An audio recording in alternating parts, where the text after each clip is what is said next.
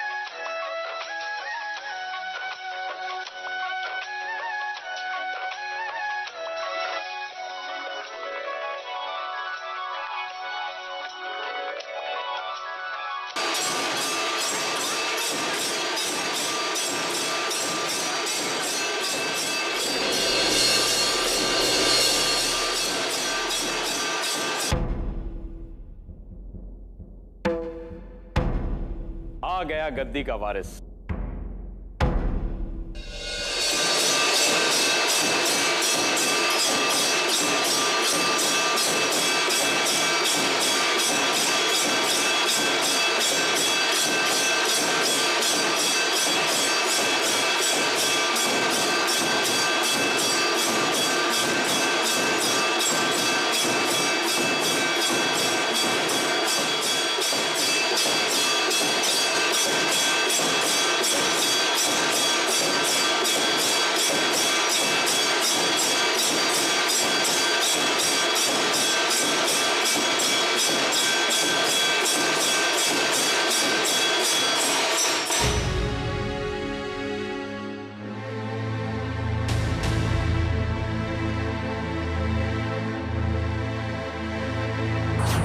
देखिए, मैं यहां से चला जाऊंगा, लेकिन जाने से पहले एक बार वसुंधरा से मिलकर जाना चाहता हूं। वसुंधरा की मंगनी तय हो चुकी है और इस हालत में तुम्हारा इस हवेली में रहना मां को बिल्कुल पसंद नहीं।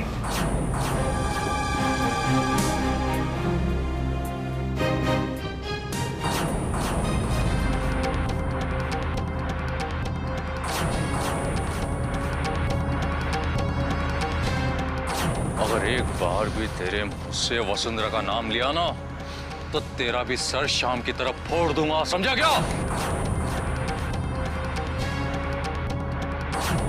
वसुंधरा इस घर की इज्जत है और हमारी इज्जत के साथ में कोई खेले तो तू समझ नहीं पाएगा कि मैं तेरा क्या हशर करूंगा। चल!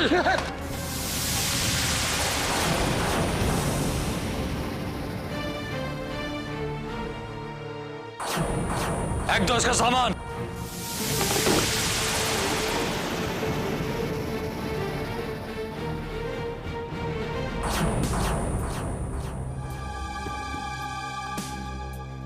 अतुल, क्या सोच रहे हो? अरे कुछ नहीं। चलो चल के खाना खाते। हाँ, लेकिन तुम्हारे भाई विजय कहाँ है? तो वो शहर गया हुआ है, रात में लौटा है। अरे हाँ अतुल, मैंने तुम्हारे बारे में सरपंच जी से भी बात की है। वो मिलना चाह रहे थे। ऐसा करते हैं, खाना खा लेते हैं, उसके बाद चलते हैं मिलने के लिए। हाँ चलो खाते हैं। नहीं अतुल, अब इस गांव का अन्न पानी तुम्हें रास नहीं आएगा।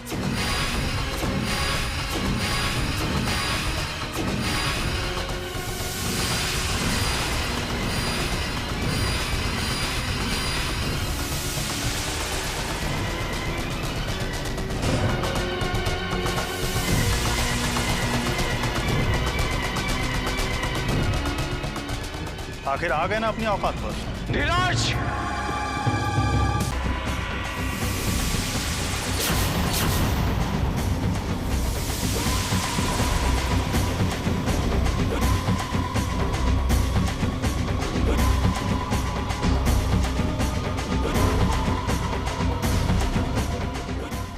अपनी औकात मत भूलना।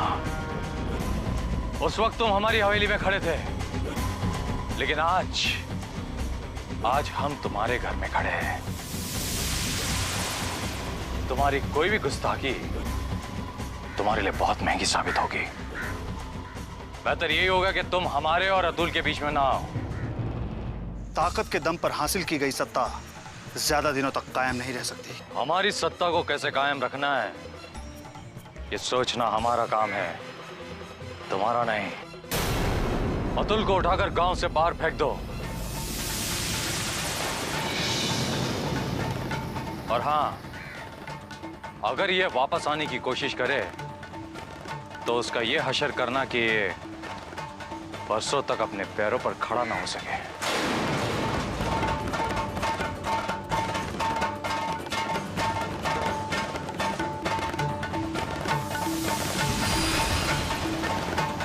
हमारी रहमदिली का नाजायज फायदा उठा रहा है।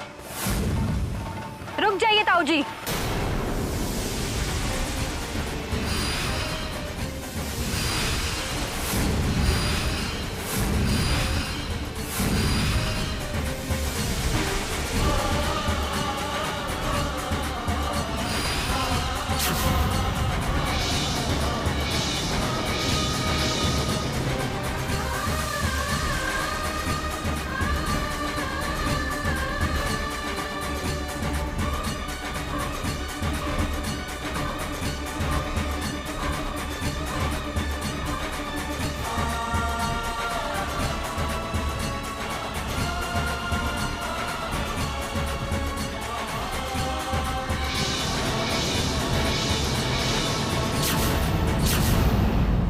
वसुंधरा, तुम यहाँ कैसे पहुंची?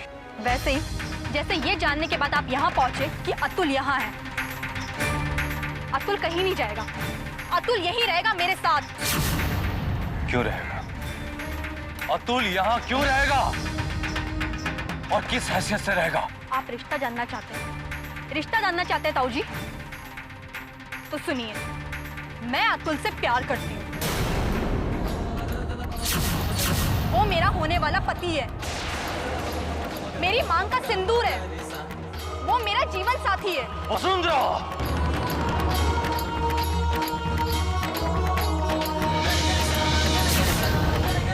अतुल पे होने वाला कोई भी बात पहले मुझ पे होगा ताऊ जी।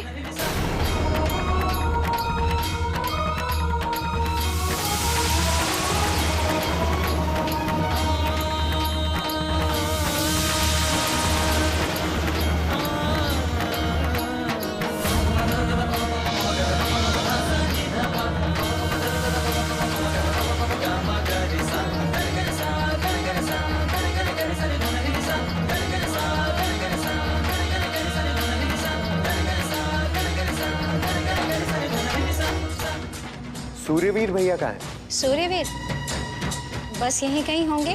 पहले एक बात बताइए, आपने इस तरह अचानक क्यों बुला भेजा? कोई खास बात? विक्रम, हमने तय किया है कि तुम्हारी शादी करते हैं।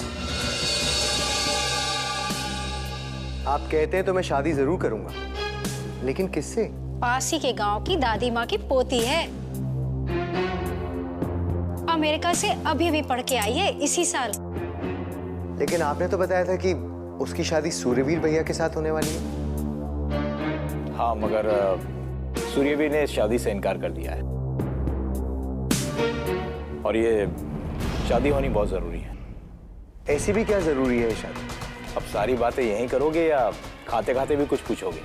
लेकिन फिर भी भैया, अगर तुम इस शादी के लिए हाँ कर दो तो हमारे खानदान की इज्जत बच सकती है। आप फिक्र ना करें भैया, वही होगा जो आप चाहते हैं। मुझे तुमसे यही उम्मीद थी। लेकिन सूर्यवीर भैया से पूछना पड़ेगा कि ऐसी कौन सी वजह है कि वो ये शादी नहीं करते। हाँ हाँ, जब मिलेगा तब जरूर पूछ लेना।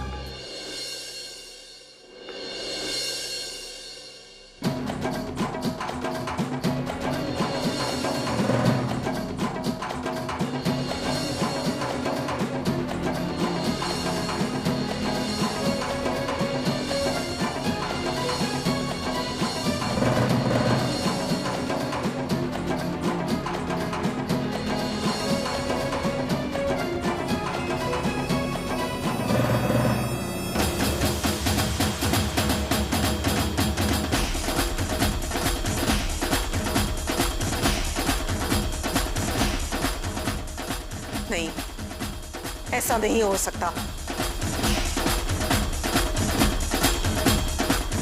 जो सच है वही मैंने आपको बताया है, क्योंकि मैं वहां खुद मौजूद था और मैंने वसुंधरा की सब बातें सुनी। आप ठीक कह रहे हैं, हम आपको झूठा नहीं ठहरा रहे हैं। हमें यकीन नहीं था कि ये लड़की इतना आगे निकल जाएगी। ये हमारा अपमान है और इसके लिए हम किसी और को जिम्मेदार नहीं ठहराएंगे। वसुंधरा को हम खुद समझाएंगे। ये घर का मामला अगर बाहर गया तो हम सब के लिए बहुत शर्म की बात होगी। जी मैं चलता हूं। मैंने जो कुछ सुना और जो कुछ देखा सब कुछ आपको बता दिया।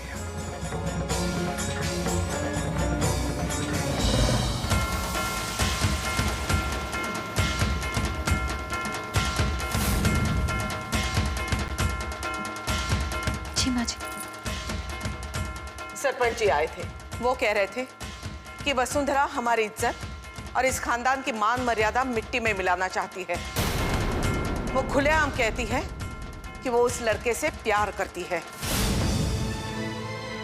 वो ना जाने कैसे यहाँ से निकल गई माँ जी। तुम्हें उस पर नजर रखनी चाहिए थी। पानी सिर के ऊपर जा रहा है। अगर गांव में कमली और शाम की शादी के लिए रजामंदी नहीं हो सकती तो वसुंधरा की इस नादानी के लिए भी इजाजत नहीं दी जा सकती। और बात अगर गद्दी तक पहुंच गई तो तुम शायद अपनी बेटी भी खो बैठोगी। नहीं माँ जी, ऐसा मत कहिए। आसार तो कुछ ऐसे ही नजर आ रहे हैं। जाओ लेकर आओ तुम्हारी बेटी को हवेली में। हमारा खून ही हमें ललकार रहा है। वो इस हवेली की बेटी होकर गद्दी की खिलाफत कर रही है, ये ठीक नहीं है।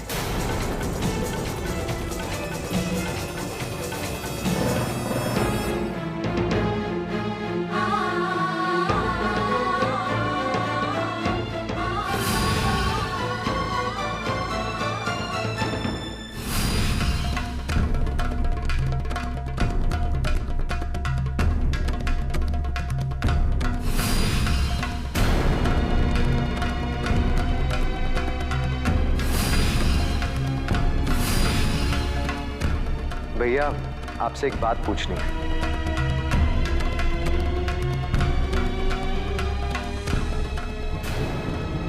अगर आप नहीं चाहते तो मैं नहीं पूछूंगा।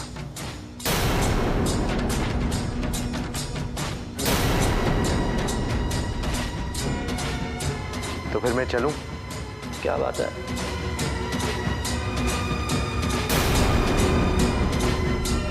भैया मुझसे आपकी खामोशी देखी नहीं जाती। इस शादी से इनकार करके ऐसा लग रहा है जैसे आपने एक बहुत बड़े सदमे को अपने दिल से लगा लिया है। कहीं आपको ऐसा तो नहीं लग रहा कि जिस लड़की से आप शादी करना चाहते थे आपने इनकार कर दिया तो उससे मैं शादी कर रहा हूं? ऐसा नहीं है भैया। अगर आप उस लड़की से शादी करना चाहते हैं तो मैं उससे कभी शादी नहीं करूंगा। आप मुझे बताइए, कहीं ऐसा तो नहीं है भैया कि आप उस लड़की से शादी करना चाहते हैं और उसने शादी करने से इनकार कर दिया? आप मुझे सिर्फ एक इशारा कीजिए, सिर्फ एक इशारा। उस लड़की को आपके कदमों में डाल के रख दूंगा भैया, और वो भी मिनटों में।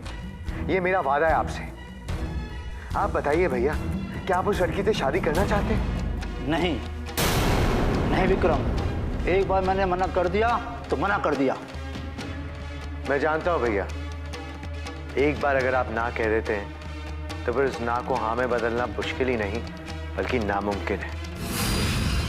लेकिन भैया वो बात बचपन की थी, अब हम दोनों बड़े हो गए हैं।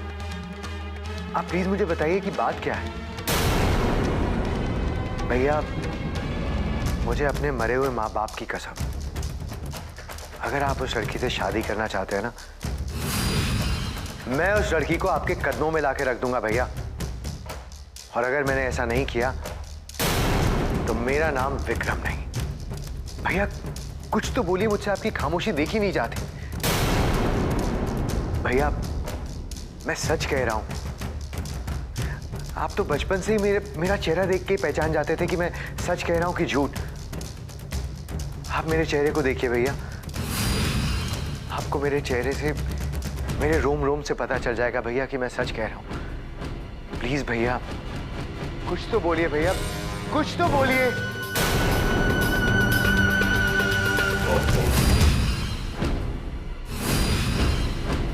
आप मेरे किसी भी सवाल का जवाब दिए बिना चले गए भैया, लेकिन आपकी खामोशी ने मुझे बहुत सारे जवाब दे दिए। मैं आपसे वादा करता हूं कि मैं इस लड़की से शादी करूंगा, जरूर करूंगा, लेकिन सिर्फ आपका बदला लेने के लिए, सिर्फ आपका बदला। अतुल, तुमने जिद करके वसुंधरा को हवेली भेज दिया। तुम्हें क्या लगता है हवेली में पहले जैसे ही माहौल होगा? नहीं अतुल, वसुंधरा की इन बातों ने तूफान खड़ा कर दिया होगा हवेली में। अब मुझे किसी बात का डर नहीं है नीरज। मैं वसुंधरा के मुंह से जो बात सुनना चाहता था वो मैंने सुन ली है। हवेली वालों के खातिर जो बात आज तक हम लोगों ने छुपा के रखी, वो आज हवेली के लोगों की वजह से ही वसुंधरा की जुबान पर आ गई। अतुल, यहाँ गांव वालों का फैसला गद्दी करती है। यहाँ गांव वालों को प्यार करने की इजाजत नहीं है, और वही गद्दी वसुंधरा को भी इस बात की इजाजत नहीं देगी। यही ऊपर वाले का इंसाफ है।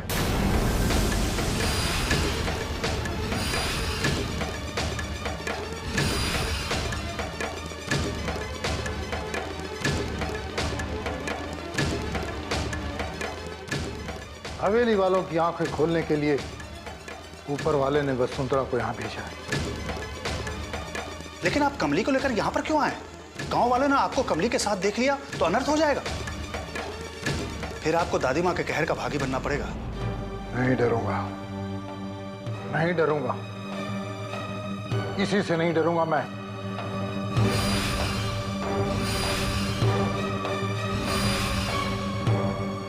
मेरी बेटी की हालत ने मेरे दिल से डर को मिटा दिया है, वरना मैं कमली को यहां लाने की हिम्मत ना करता।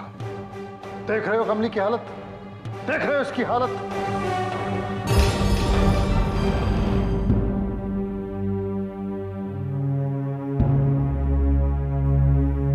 शाम का है, अपने कमरे में आई।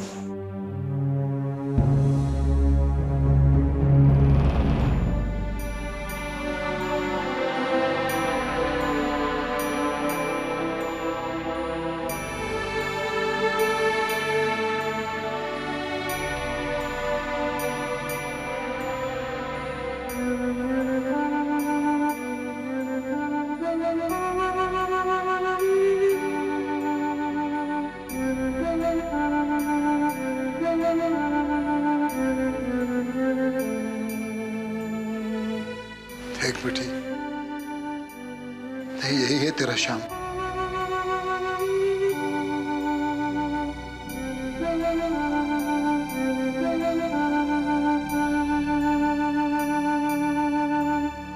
यही है तेरा शाम बेटी, जो तेरी वीरान जिंदगी को आबाद करना चाहता था।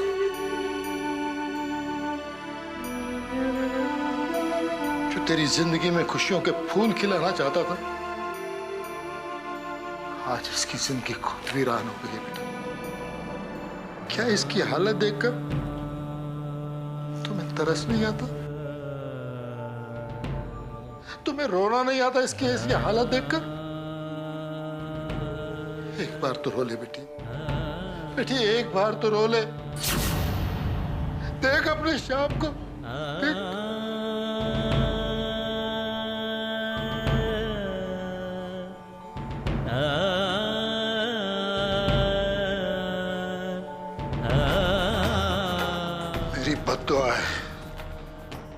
मेरी बद्दुआ है हवेली वालों के लिए।